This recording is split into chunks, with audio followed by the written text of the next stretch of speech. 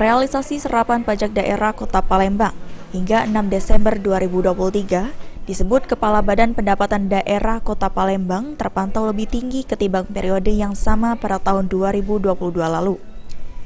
Kepala Bapenda Palembang, Herli Kurniawan mengatakan, dari target pajak Kota Palembang tahun 2023 sebesar 1,13 triliun rupiah.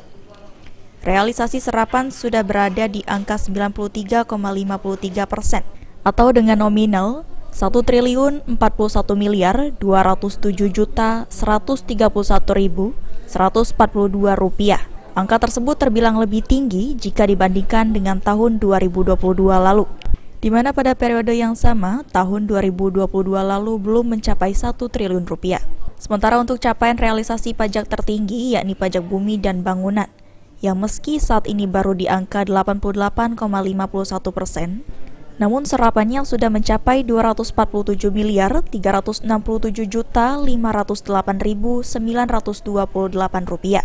Diikuti oleh bea perolehan hak atas tanah dan bangunan atau BPHTB yang saat ini di angka 97,96% dengan nilai 220.407.703.407 rupiah.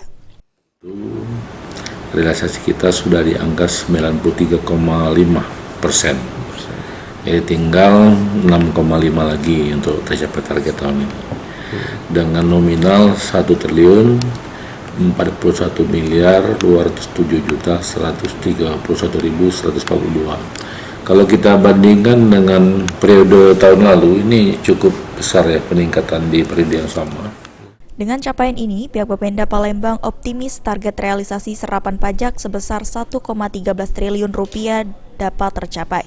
Mengingat baru 3 jenis pajak yang realisasinya di atas 100%, yakni pajak hotel 103,71%, pajak penerangan jalan dihasilkan sendiri 108,14%, dan pajak air tanah 110,8%. Sandi Pratama, PAL TV.